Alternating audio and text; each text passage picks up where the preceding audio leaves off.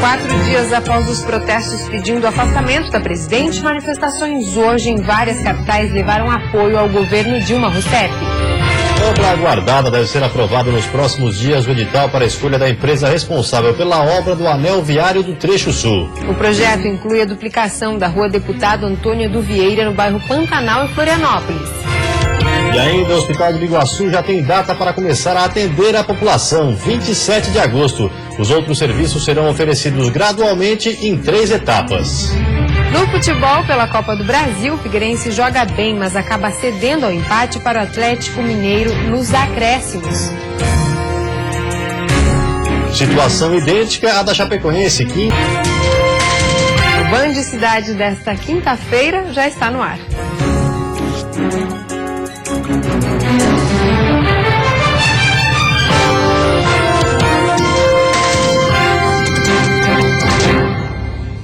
Olá, boa noite. Boa noite. Manifestantes e centrais sindicais fizeram um ato em favor do direito de governabilidade da presidente Dilma Rousseff em Florianópolis nessa tarde. Cerca de 1.000 pessoas se reuniram nas ruas do centro da capital e depois participaram de uma caminhada até o terminal central de ônibus. A maioria dos manifestantes vestiu a cor vermelha, segurando cartazes e bandeiras defendendo os direitos dos trabalhadores e apoiando a continuidade da presidente Dilma Rousseff na presidência. O movimento foi chamado por eles de Ato Unificado por Direitos, Liberdade e Democracia. A luta contra qualquer retirada de direitos e que a gente continue na perspectiva de a classe trabalhadora brasileira, os setores menos favorecidos, continuar melhorando de vida. A concentração do movimento aconteceu no Largo da Alfândega e contou com a presença de várias entidades sindicais, de associação de trabalhadores rurais e de grupos estudantis. Em defesa dos direitos dos trabalhadores e da democracia. Aqui no estado nós estamos participando em Florianópolis e em Correia Pinto, na região serrana. A redução da maioridade penal e a terceirização dos serviços também foi criticada pelos manifestantes. A gente compreende a defesa do mandato constitucional da presidenta, então acreditamos que quem foi eleito democraticamente pelos cidadãos do nosso país precisa manter sim o seu mandato. O ato reuniu pessoas de várias idades que gritavam palavras de ordem contra o impeachment da presidente. Democracia é respeitar o voto de todos os brasileiros que deram voto de confiança para ela. O movimento aconteceu nacionalmente durante o dia de hoje. Cerca de 30 cidades também registraram o ato pelo Brasil. E deve ser aprovado nos próximos dias o edital para a escolha da empresa responsável pela obra do anel viário do Trecho Sul. O projeto inclui a tão esperada duplicação da rua Deputado Antônio do Vieira, no bairro Pantanal, em Florianópolis. O trecho que liga o campus da UFSC ao Saco dos Limões é conhecido pelos frequentes congestionamentos. A primeira etapa foi orçada em 37 milhões de reais. Com a duplicação, a via deve contar com integração desde a Via Expressa Sul até a entrada do bairro Córrego Grande. Ciclovias e faixas exclusivas para ônibus também estão previstas no projeto. A previsão da Prefeitura é que a ordem de serviço seja assinada em 60 dias, com prazo de 36 meses para ficar pronta. Perto de sair do papel, a obra é marcada por um impasse antigo, envolvendo desapropriações de 80 imóveis particulares e a doação de parte de um terreno da Universidade Federal de Santa Catarina, além da aprovação do projeto junto à Caixa Econômica Federal. Pelos primeiros prazos estabelecidos em contrato, as obras deveriam ter começado em 2013. No ano passado, a Prefeitura prorrogou a data limite para o fim de 2014. Agora, a Secretaria de Obras e a Prefeitura correm para iniciar a execução dos trabalhos ainda este ano. Alerta aos motoristas: alterações no carro, como a troca de rodas, por exemplo, podem prejudicar o funcionamento do velocímetro. Com o marcador desajustado, aumenta o risco de acidentes e multas. Trocar os aros da roda por peças diferentes das originais, a falta de calibragem dos pneus e até descargas de bateria podem alterar a marcação do velocímetro. Eu não sabia, uma informação que nunca me atentei. Já aconteceu com o seu carro? Já, um carro que eu troquei a roda uma vez. Dava uns 10 quilômetros mais ou menos. Por hora, a diferença. O problema é arcar com as consequências dessa falha no trânsito. Eu já tomei 2 multas já de estar assim, 50 por hora, de repente eu vejo que estou a 55, a multa já chegou. Sem falar no risco que o motorista tem de se envolver em um acidente quando ultrapassa, mesmo sem saber, o limite da velocidade permitida. Essa chance chega a dobrar com apenas 5 quilômetros acima do recomendado. Nós vamos fazer um teste nesse carro para mostrar como o mecânico consegue detectar o erro na marcação do velocímetro. Com este equipamento conectado ao sensor de velocidade, ele faz a leitura enquanto percorremos uma distância de 200 metros em uma rua em linha reta. O meu odômetro está marcando 30 por hora, o painel já estava marcando 40. Está dando um erro de aproximadamente 10 a mais do que o certo. Existem 3 tipos de velocímetros. Todos podem apresentar problemas e induzir o motorista ao erro. Nem sempre o condutor vai saber o que está com problema. Normalmente acontece quando começa a receber multas, aí ele vai procurar resolver. Os radares estão por todos os lados e não perdoam os motoristas desavisados em ruas e avenidas que tiveram redução do limite de velocidade. 50, 60, 50 e muito radar. Tem que ficar de olho, senão você leva multa. E a seguir, atendimentos ambulatoriais no Hospital de Biguaçu devem começar no dia 27 de agosto. E ainda a paralisação na UFSC. Atividades no campus de Curitibano serão paralisadas na próxima semana.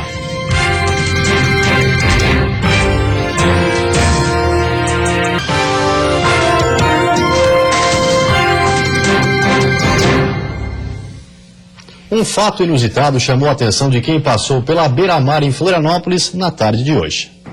Uma baleia e o filhote ficaram presos por volta das 3 horas da tarde a redes de pesca próximo à Ponte Hercílio Luz.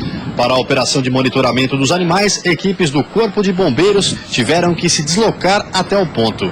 Ela estava passando com o filhote aqui nessa região, caso inusitado para nós, e como aqui é local de muitas redes, ela veio a se cruzar com uma rede dessa e tem alguma parte da rede, como a cortiça, que está junto a parte de rabo dela, a parte da cabeça, mas não apresenta um perigo aparente para a baleia e seu filhote. Ela está acompanhada, o filhote também já está ali por perto, mas o filhote não tem rede nele, e sim só a mãe, que está com um pouco de rede aparente. Foi importante que a gente já conseguiu tirar uma parte da rede que vinha solta atrás, o que a gente conseguiu alcançar com o nosso bote inflável. A gente cortou a parte que vinha aparente, que apresentava um certo perigo, o excesso de rede, e passamos a ocorrência para a Polícia Ambiental, que agora vai passar, a partir desse momento, vai monitorar ela até o decorrer aí para ver os próximos passos. E depois de cerca de 2 horas de trabalho, enfim, os profissionais do Corpo de Bombeiros conseguiram liberar a mãe das redes. Após isso, o animal adulto seguiu com o filhote para o sul da ilha. A sexta-feira deve ser de sol entre nuvens em quase todas as regiões do estado. As temperaturas ficam amenas devido à massa de ar frio que está sobre o mar. A temperatura mínima no estado cai para 4 graus na Serra. No Planalto Norte, mínima de 7 e máxima de 20 graus. No Oeste, mínima de 9 e máxima de 21. No Litoral Sul, Norte e Grande Florianópolis, mínima de 13. E no Vale do Itajaí, mínima de 9 e máxima de 17 graus.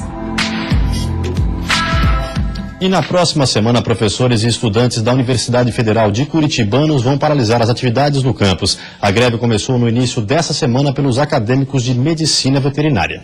A decisão foi tomada em assembleias dos cursos de Engenharia Florestal, Medicina Veterinária e Agronomia. A paralisação geral está prevista para começar na próxima semana, com a suspensão das aulas.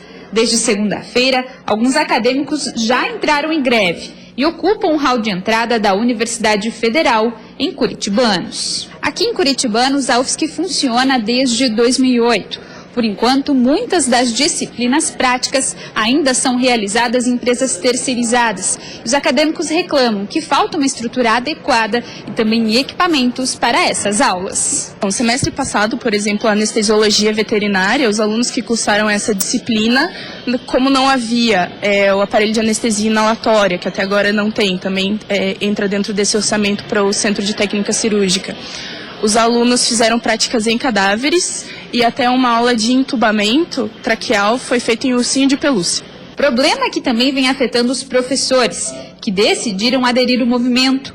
A partir de segunda-feira, eles também estarão em greve. Nós não temos um bloco cirúrgico, nós não temos aparelho de anestesia, nós não temos aparelho de raio-x, ultrassom, enfim, não temos a série mínima de equipamentos, não temos nem tempo para auxiliar isso. Mesmo com o semestre já iniciado, os acadêmicos também reclamam da falta de professores. Segundo eles, a situação está prejudicando os estudos. O que a gente tem hoje em dia é professor substituto. né?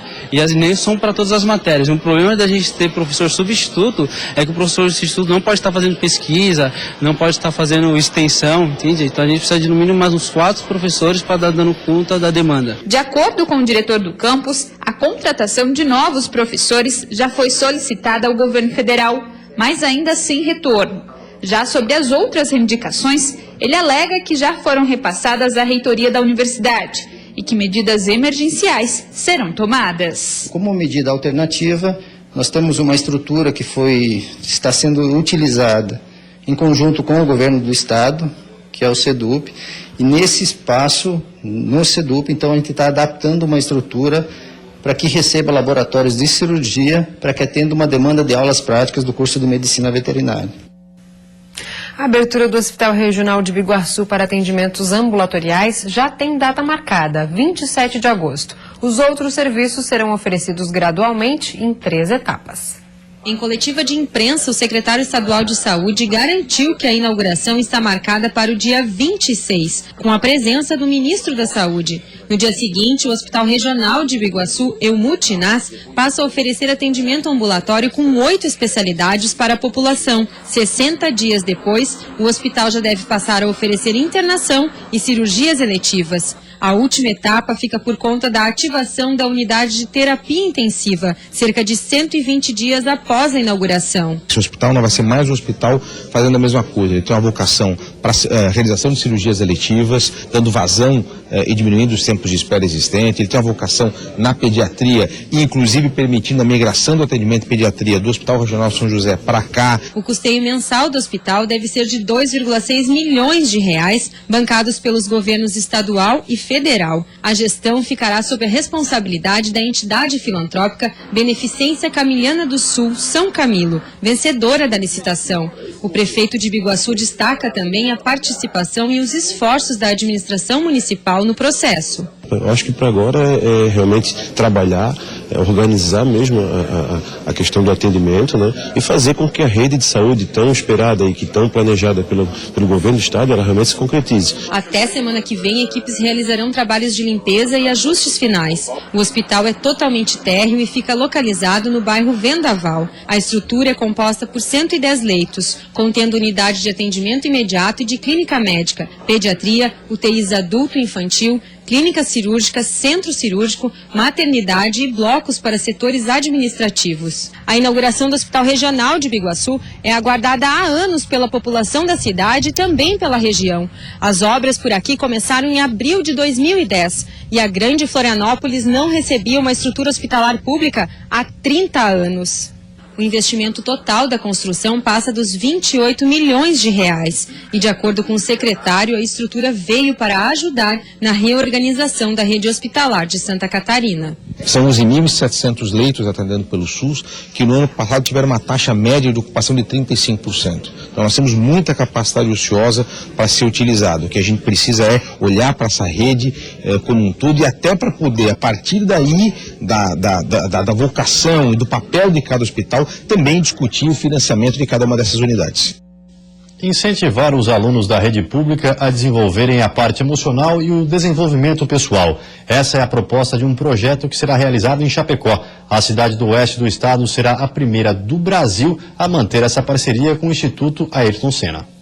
O Instituto Ayrton Senna desenvolveu uma metodologia que combina estratégias para apoiar e desenvolver projetos com crianças e adolescentes. O trabalho consiste em fazer atividades lúdicas diferenciadas, de uma forma que os estudantes possam entender melhor os conteúdos que são repassados em sala de aula. A ideia é que os alunos tenham mais ferramentas e desenvolvam todas as competências que podem desenvolver e para poder ter mais ferramentas para aprender enquanto está na escola e depois para poder ir para a vida, ir para o mundo acadêmico ou o mundo que eles quiserem viver. Chapecó será a primeira cidade no Brasil que vai desenvolver esse projeto. No primeiro momento, gestores estão sendo capacitados para desenvolver melhor a pesquisa e trabalhar dentro da sala de aula. De acordo com a secretária de Educação, a escola precisa contribuir ainda mais com o desenvolvimento das pessoas. Por isso, o emocional dos estudantes também deverá ser trabalhado.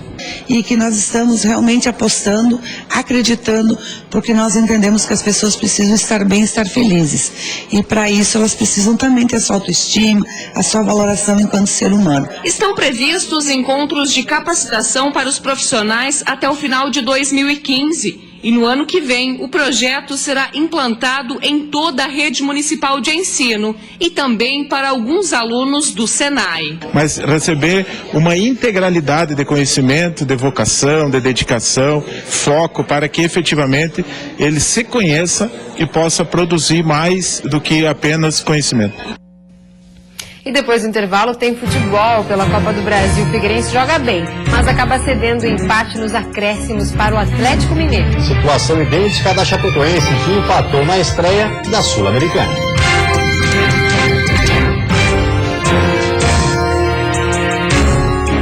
Estado de Excelência, um observatório de boas práticas, onde a inovação e o empreendedorismo são destaques. Santa Catarina, Estado de Excelência. Oferecimento Unisul, conhecimento para cada fase da vida. Fecoagro, juntos somos mais fortes. Geração Consciente Tractebel, energia para a vida. Sebrae, especialistas em pequenos negócios. E Cicobi, associado a você. É desconto? Uma promoção? Não, é o Super Ofertaço Guedes. Derrubamos os preços, encolhemos os juros e esticamos os prazos. TV LED 43 polegadas Full HD por R$ 1.490 à vista ou 10 vezes sem juros de R$ 149 mensais. TV LED 32 polegadas 990 à vista ou 65 mensais é a menor prestação no carnê. TV LED 14 polegadas só R$ 279 à vista. Super Ofertaço Queires. Pensou em trocar de carro e acha que ainda não é a hora? Então venha para a Casa Grande. Aqui temos um mundo de acessórios para dar uma renovada no seu carro. Farol de milha a partir de 3 vezes de R$ 98. Central multimídia a partir de 5 vezes de R$ 498. Tudo em acessórios para SUVs e picapes. Lona marítima a partir de 4 vezes de R$ 78. Venha direto para a Casa Grande. Eu garanto o melhor preço do mercado. Vai na Casa Grande Auto Shopping.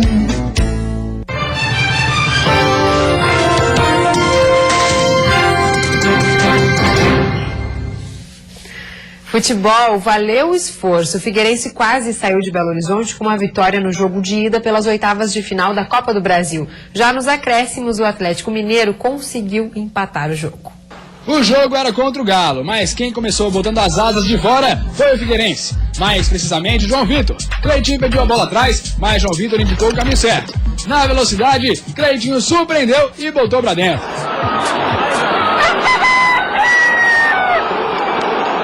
Mas quando o Figueirense já cantava de galo e pensava que tinha vitória garantida, aos 48 do segundo tempo, cruzamento na área e Leonardo Silva ganhou a disputa lá em cima.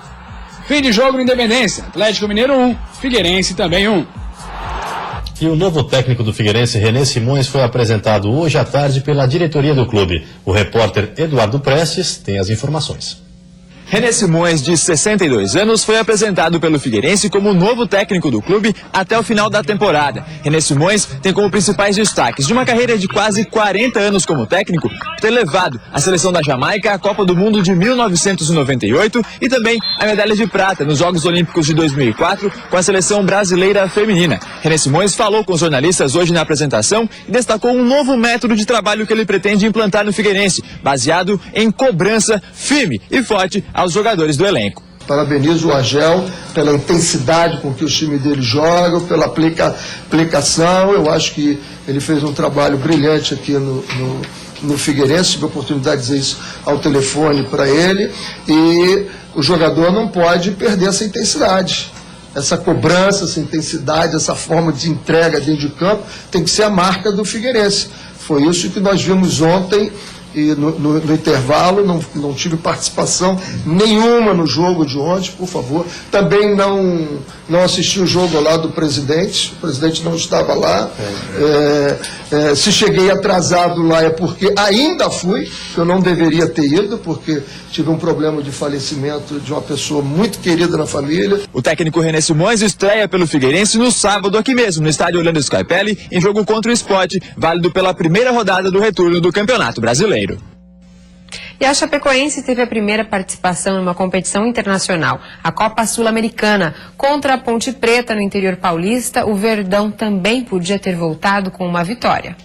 Com times praticamente reservas, Ponte e Chape estrearam na Sul-Americana. Só no segundo tempo, a Chape abriu o placar. Wagner recebeu um passe açucarado de caramelo para fazer 1-0.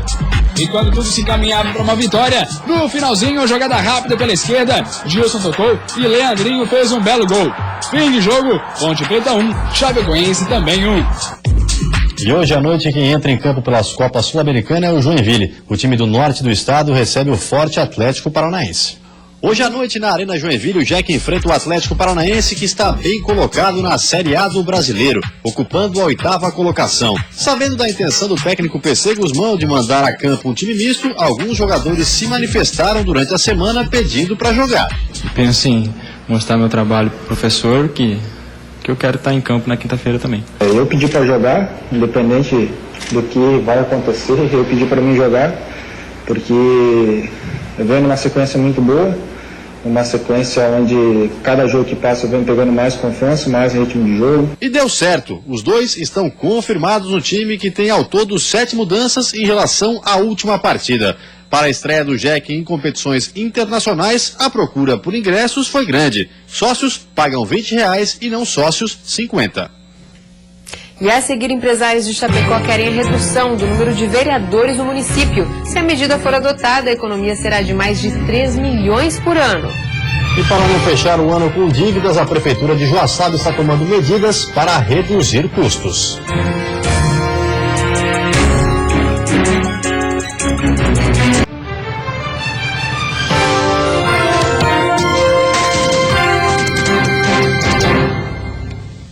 A classe empresarial de Chapecó quer reduzir o número de vereadores de 21 para 15. A diminuição das vagas pode trazer uma economia de mais de 3 milhões de reais por ano.